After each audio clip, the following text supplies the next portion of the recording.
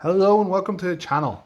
I am Dave, Gamers World resident magic expert, and today we're going to be doing another opening video, this time Strixhaven set booster, but with a bit of a twist.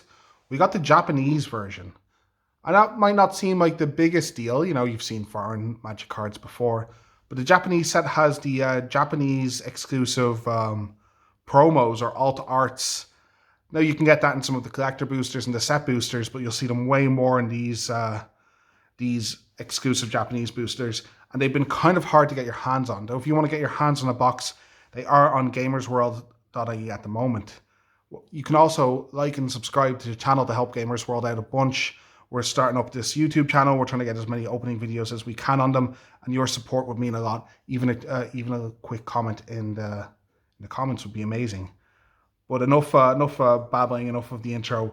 I'm dying to get into this box. I'm sure some of you are dying to see what's inside.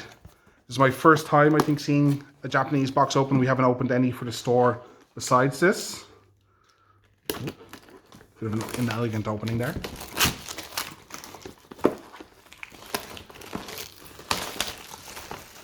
And if you've watched the other videos on the channel, which I recommend you do, you'll see that I'm absolutely gush over the Japanese version of these promos. They're absolutely gorgeous. Or these alt arts, I keep calling them promos.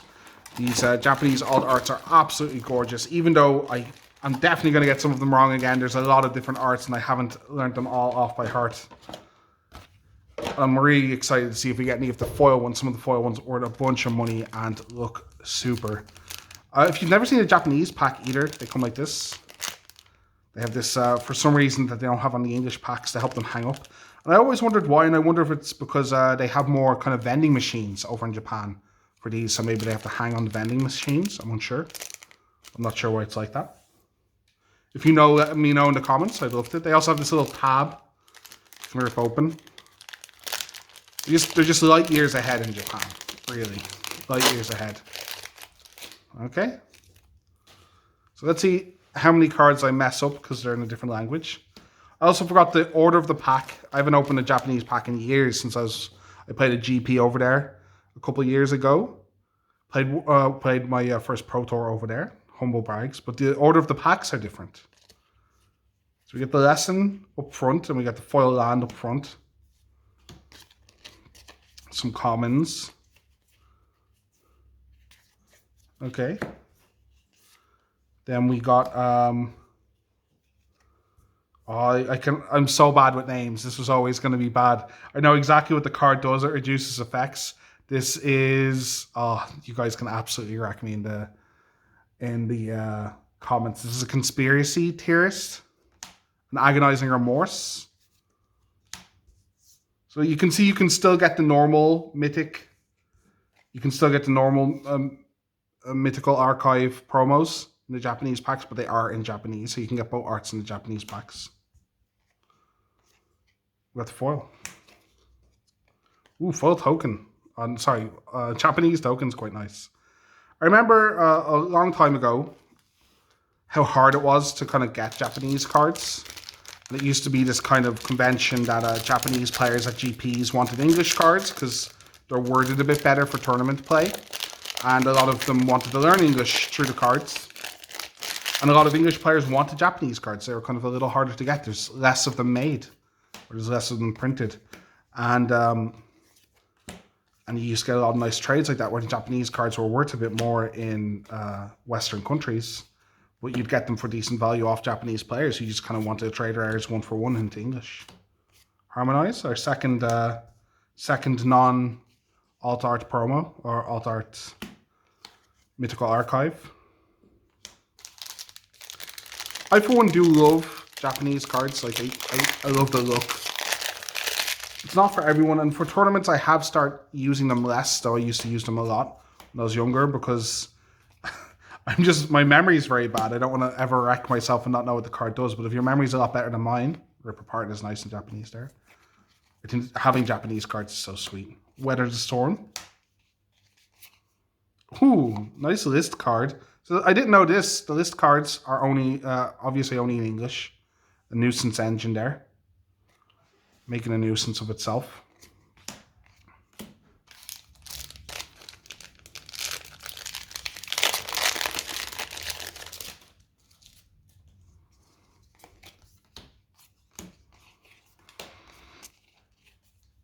So lessons at the front in the Japanese packs and lands in the front, but the rest actually seems to be the same. Ooh. Feels a bit more glossy. You will notice this if you get cards from different regions, so you can get European, Japanese, or Asian and North American cards. They feel different. All of them have different feels. I noticed, and maybe this is weird, tell me in the comments if you've noticed as well, but American cards smell different. They smell more chemically. And it's because they're made in different factories, I suppose.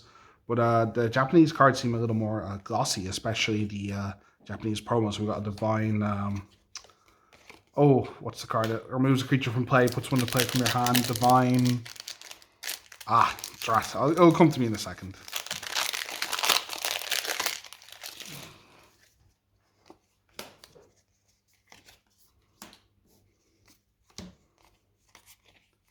In set boosters, if you haven't noticed already, you get a bit more of a kind of arc to the commons and uncommons. So you can see here, this is kind of Prismari spells kind of team to it. The packs are trying to push you into a direction like that. They won't always match up perfectly, but they're kind of trying to do that. Village Rites, normal alt art. And there are my foils. And even the normal Mythic Archives look cooler in Japanese. The other big foreign language cards that used to be popular but have kind of fallen out of grace, I think, are Russian. Russian cards used to sell very well when they were very scarce. It was very hard to get them. But when they became really popular, they just, when they became very, printed and easier to get for shops, they didn't keep their popularity where I think Japanese cards have. Ooh, double rare pack, double vampire pack. Into a Mana Tide, that's another rare technically. Oh, the foil's just a common. Oh, I thought there was an actual ripped card. I'm such an idiot. I thought there was an actual ripped card in that pack.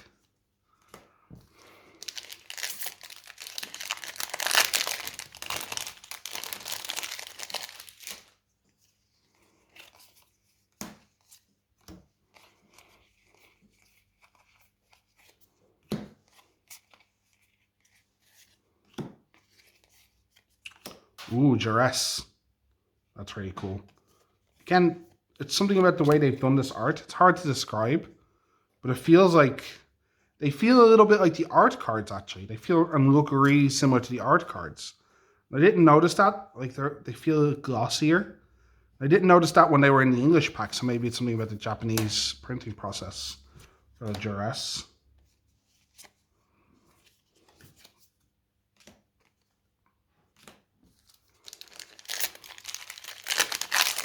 Definitely going to pick up 4 of those Duresses in Japanese. They look amazing.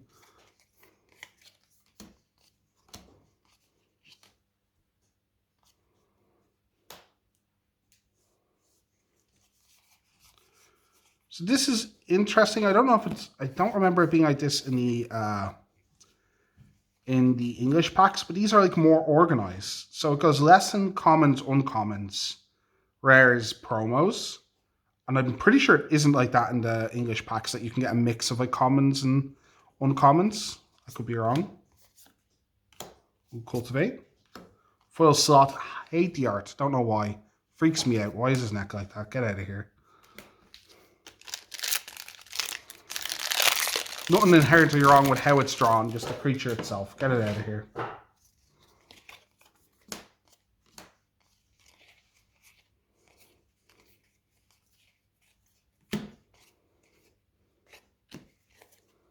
Ooh.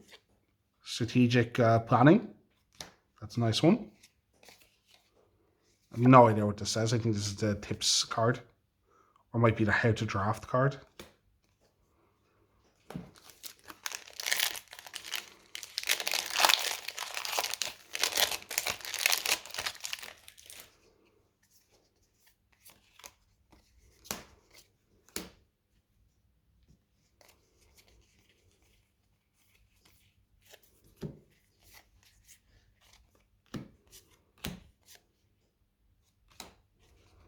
Foil haul. This again, if you've had a good experience with this and maybe Commander, tell me in the comments, but not that impressed by this card yet, this rare. Hasn't really pulled its weight. Has been good and limited, I guess. It's a bit of a weird land though. It's if you don't know, it's the one that puts you can put a counter on a creature if you've cast a spell this turn, instant or sorcery this turn. There's a weird magecraft trigger.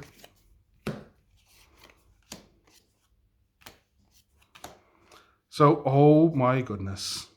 I was going to talk about this card, but we have to talk about this first. That's a foil demonic tutor in this pack. Absolutely insane. I think that's the most expensive card in this set. Oh, that's beautiful. Look at this.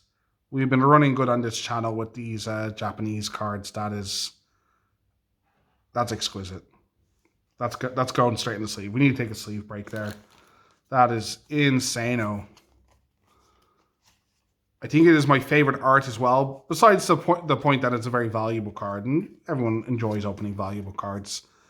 It is my favorite art out of the set. It looks like a tattoo someone would get. You know, it's just, oh, man, we're going to put that right there, right here, right in the fridge. I was going to joke before I saw the corner of that card, and us getting extremely lucky again, that in the last video I did with these cards, I had no idea what this card was, and I learned it was Eliminate. It is an Eliminate. Thank you. No one in the comments got it either, so I wasn't the only one. Man, that is... I feel like it needs to go in its own little section. Like, move over the cards here. You guys can just stare at it with me, because mostly I'll just be distracted staring at that for the rest of the video. That is jaw-dropping.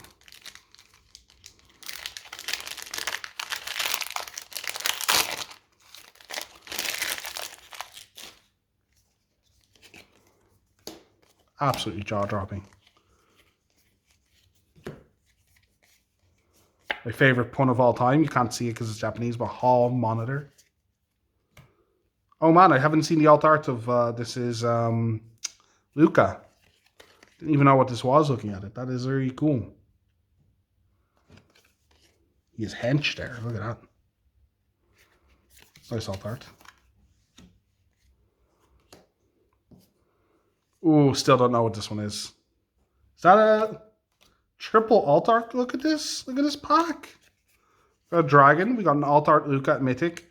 We got an alt art uncommon. I don't know what the card is. I should know what that card is. It's not Memory Lapse. Memory Lapse looks different. Oh my god. I can't remember. But we got a foil Growth Spiral as well. Another foil another foil alt art Japanese card. And a Victimize on the list. This is such a amazing booster. I'm absolutely gushing over this booster. This is amazing. Put this here, and we're going to sleeve this up.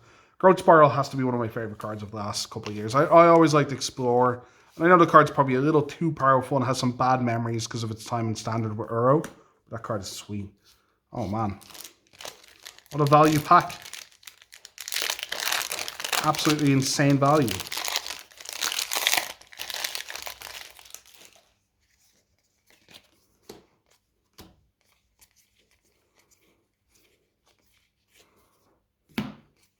I've been really enjoying opening set boosters instead of normal ones, to be honest. I think they're kind of... I'm buying into the hype. I think they're pretty cool. They're pretty fun. I think they create a pretty unique experience. And I know on average, the boxes are the same. You're going to open roughly the same as a booster box. But the times when you spike a little... Oh, look at that. Also, you get cool stuff like this. Art card signed.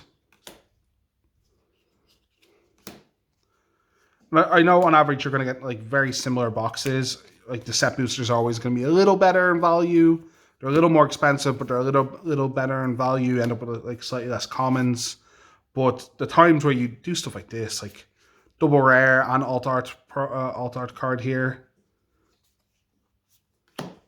those are just, they feel so good and they're so fun that it's just worth getting these instead. What is this? Is this? Okay, so I got this wrong in the last video. If you want to go watch our collector booster opening of Strixhaven as well, I didn't know what this was, and I called another card Snakeskin Veil, but apparently this is Snakeskin Veil. This is one of the ones I clowned on, just in case. And I knew what the other one was, but I have again forgotten. because my head is actually a sieve. So we'll have to have a guess at that if that comes up again.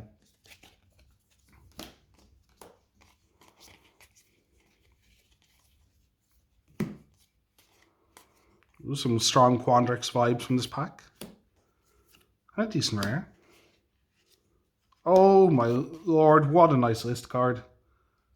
Broodstar. Oh, this brings me back. This was one of my first sets, and this is definitely the first set where I really started to understand there was kind of a competitive scene in Magic. And while I certainly wasn't playing it, I watched it. And I remember Broodstar coming out. And one, look at this amazing anime-esque kind of art. Just fantastic. But this is what Affinity was. Originally, Broodstar Affinity was the big Affinity deck. It wasn't Ravager, it wasn't Disciple of the Vault, and it was just cheating out big Broodstars with like some counter magic up. And it wasn't, maybe you wouldn't call it fair, but it was a normal standard and stuff was happening, and it was one of the better decks. And then Arcbound Ravager dropped an elbow on the format, and that's all anyone remembers from Mirrodin. But original Mirrodin was good. It was just Mirrodin Besieged and stuff that wrecked it. Ooh, Mr. Gnarls, the Professor, and a Tainted Pact. That's a nice one. Not going to say no to a Tainted Pact in my my extra rare section out of the set booster. Did I say Mirrodin Besieged? That's not the second Mirrodin set. That's the second Mirrodin set. What's the second Mirrodin? Oh, the one with Sunburst as well. Oh man, I'm forgetting the name of the Mirrodin sets. I'm so bad. Mirrodin, Darksteel, and then Darksteel was the second one that wrecked everything. Ooh, man, that looks so nice. And fifth on, there we go. I got there. My mind was so to boot, but I remember things.